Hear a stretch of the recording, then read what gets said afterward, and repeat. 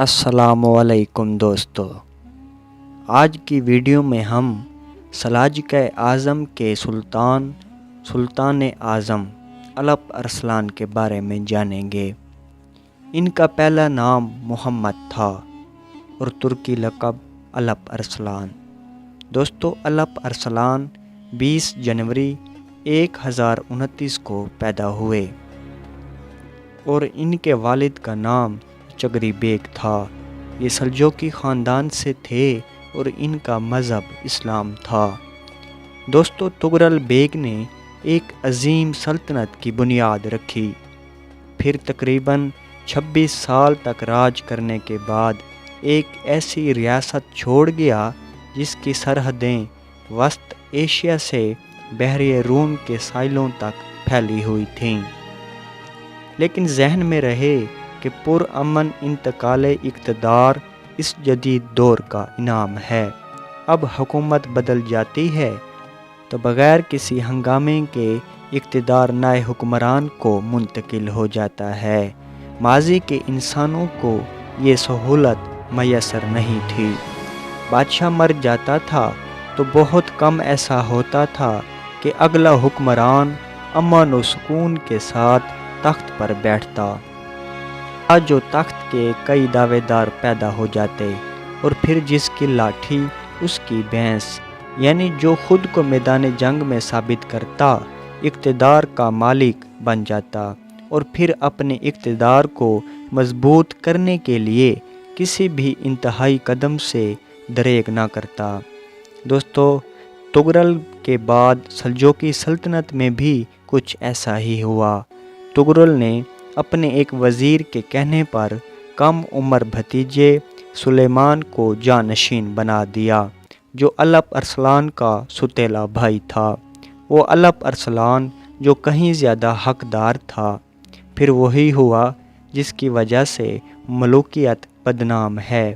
تخت کے کئی دعوے دار میدان میں اترے کہ جس میں دم خم ہے آگے بڑھ کر تاج و تخت حاصل کر لے۔ الپ ارسلان کو بھی یہی راستہ اختیار کرنا پڑا اور بالآخر اس نے ثابت کیا کہ عظیم سلجوق ریاست کی حکمرانی اس کے شایان شان ہے، یہاں تک کہ 1064 میں بغداد میں عباسی خلیفہ نے بھی ارسلان کا اقتدار تسلیم کیا اور یوں خطبہ جمعہ میں خلیفہ کے ساتھ ساتھ الپ ارسلان کا نام بھی پڑھا جانے لگا۔ دوستو، الپ ارسلان ایک مجاہد بادشاہ تھا۔ اس کے نام کا مطلب ہی بہادر شیر تھا۔ اس نے حکومت حاصل کرنے کے بعد پہلے سال آرمینیا اور گرجستان پر فوج کشی کی، یعنی موجودہ آرمینیا اور جارجیا، جہاں اس وقت مسیحی حکومت تھی۔ پہلے جارجیا میں کرس کا شہر فتح کیا اور پھر دارالحکومت آنی پر قبضہ کر کے قدیم آرمینی ریاست بکارتا کا خاتمہ کر دیا۔ دوستو، یہ وہ زمانہ تھا جب مصر میں فاطمی خلافت بدترین حالات سے گزر رہی تھی۔ عباسیوں کی سنی خلافت کے برعکس فاطمی اسماعیلی شیعہ تھے۔ سلجوقی مذہبی معاملات میں سخت گیر طبیعت کی وجہ سے فاطمی ریاست کے سخت خلاف تھے۔ الپ ارسلان کے زمانے میں فاطمی خلافت کے حالات بہت برے تھے۔ اس کے جہاں سیاسی عوامل تھے، وہیں چند قدرتی آفات نے بھی سلطنت کی چولیں ہلا دی تھیں۔ تب حجاز مقدس پر بھی فاطمی اثرات ختم ہو گئے۔ بالآخر مسجد حرام اور مسجد نبوی صلی اللہ علیہ وآلہ وسلم میں فاطمی کے بجائے عباسی خلیفہ اور اس کے ساتھ الپ ارسلان کے نام کا خطبہ پڑھا جانے لگا۔ یہ اس کے عہد میں سلاجقہ کو ملنے والا ایک بڑا اعزاز تھا۔ دوستو، الپ ارسلان کا سب سے بڑا کارنامہ تھا اناتولیا کا دروازہ کھولنا۔ اناتولیا وہ جزیرہ نما ہے جس پر آج ترکیہ واقع ہے۔ جی ہاں، ترکیہ ہمیشہ سے ترکوں کا وطن نہیں تھا، بلکہ آج سے 1000 سال پہلے تو یہاں ترکوں کا وجود ہی نہیں تھا۔ 1071 میں الپ ارسلان کی ایک شاندار فتح کی بدولت یہ ترکوں کا وطن بنا اور آج بھی ان کا مرکز و محور ہے۔ سن 1068 میں قسطنطنیہ میں ایک جرنیل رومانوس ڈیوجانس کو تخت پر بٹھایا گیا۔ رومانوس چہارم کے نام سے بازنطینی سلطنت کا بادشاہ تھا۔ اناطولیہ میں ترکوں کے بڑھتے قدم روکنے کے لیے فوری اقدامات اٹھائے اور ایک بڑے لشکر کے ساتھ پورے اناطولیہ کو رونتا ہوا ملازگرد تک پہنچ گیا۔ اس اچانک افداد سے نمٹنے کے لیے الپ ارسلان کے پاس زیادہ وقت نہیں تھا۔ اگر وہ اپنے علاقوں سے دستبردار ہو کر فرار کا راستہ اختیار کرتا تو یہ بات طے تھی 1,00,000 سے زیادہ کے یہ لشکر سلجوق علاقوں میں گھستا چلا آتا۔ اس لیے الپ ارسلان نے فوراً سے پیشتر اس خطرے سے نمٹنے کا فیصلہ کیا۔ اس کے پاس محض 54,000 کا دستہ تھا، جسے لے کر وہ 1071 میں ملازگرد پہنچا اور آتے ہی رومانوس کو صلح کا پیغام بھیجا۔ جواب بہت ہی بھیانک تھا۔ اگر وحشی صلح کا خواہشمند ہے تو اپنے موجودہ مقام کو رومی فوج کے پڑاؤ کے لیے خالی کر دے اور اپنی سچائی کے ثبوت میں اپنا دارالحکومت رے اور اپنا محل ہمارے حوالے کر دے۔ دوستو تصور کیجئے کہ اس جواب پر کیا صورتحال پیدا ہو گئی۔ جنگ تو اب ناگزیر تھی۔ پھر آج سے تقریباً 950 سال پہلے 26 اگست 1071 کو جمعے کے دن اس جنگ کا آغاز ہوا جس نے خطے کی تاریخ ہی بدل ڈالی۔ جنگ سے قبل الپ ارسلان نے فوج سے ایک جذباتی خطاب کیا اور کہا کہ جو شہادت کا طالب ہے وہ یہاں ٹھہرے اور جو واپس جانا چاہتا ہے وہ چلا جائے۔ اب یہاں کوئی سلطان اور بادشاہ نہیں ہے۔ اس کے بعد تیر کمان پھینک دیے اور ہاتھ میں تلوار اٹھا لی، جو اس بات کا اعلان تھا کہ اب دو بدو لڑائی ہوگی، یا تو کامیابی پائیں گے یا شہادت نصیب ہوگی۔ الپ ارسلان نے میدان میں سفید لباس پہنا اور اعلان کیا کہ شہید ہوا تو میرا کفن یہی ہوگا، یعنی کفن پہن کر میدان میں اترا۔ دوستو اپنے سلطان کا یہ جوش و جذبہ اور شوق شہادت دیکھ کر سلجوقی فوج کے جذبات عروج پر پہنچ گئے۔ جب جنگ شروع ہوئی تو وہ دیوانہ وار خود سے کہیں بڑے حریف سے ٹکرا گئے اور ایسا لڑے کہ بازنطینیوں کے قدم اکھڑ گئے۔ انہیں ایک ایسی شکست ہوئی کہ خود رومانوس چہارم بھی گرفتار ہوا۔ جب جنگ کے بعد رومانوس کو الپ ارسلان کے سامنے حاضر کیا گیا تو سلجوق سلطان نے سوال کیا کہ مجھ سے کس سلوک کی امید رکھتے ہو؟ دوستو رومانوس نے جواب دیا، مجھے قتل کر دیں گے یا ہو سکتا ہے معاف بھی کر دیں۔